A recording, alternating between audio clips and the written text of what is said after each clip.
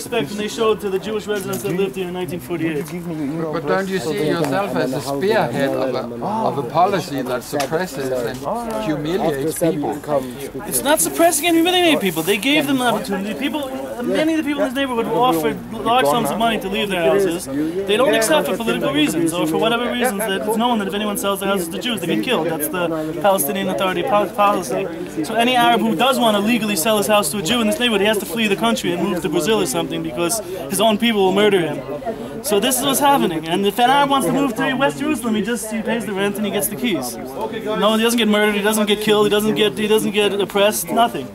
So the situation here is, again, it's unfortunate, but if we don't exercise our rights to this land now, we're going to lose it forever, and it's very important to us that there's a Jewish presence here. There's a Jewish tomb here, there's a holy site. Our kings are buried, the kings are buried over there. This whole entire neighborhood was a holy Jewish site. So ultimately, what gives you the right to this land?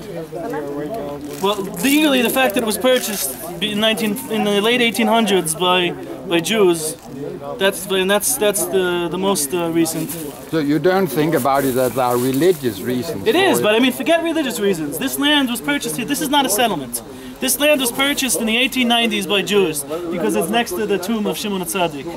So this is purchased land. There's papers, there's documents to prove this. And the fact is that in 1948, it was the Arabs and the British that threw out the Jews. So if anybody is the settlers here, it's the Arabs. It's the reverse situation in this neighborhood as it is everywhere else, ironically. So we're just trying to come back to just like if you support the rights of Arab return, you have to have no problem with Jews returning to this land because this was legally purchased and the courts declared it. And there were squatters that came in here in the 1950s on the empty land.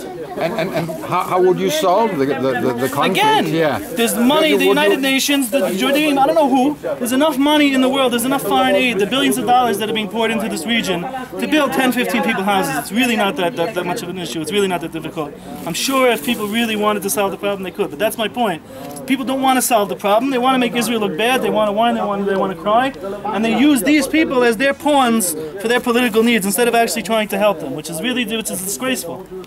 Look at the Palestinian Authority, that they steal all the money and the people starve. Go speak to the people there, how they don't have what to eat while their leaders are driving around in Volvos and Mercedes and have palaces. It's a disgraceful thing. All the money here is wasted and the money is not going to actually help the people. So if you want to work on anything, have the human rights organizations actually work for human rights instead of demonizing Israel. So from your point of view, is the only solution that the Palestinians should leave?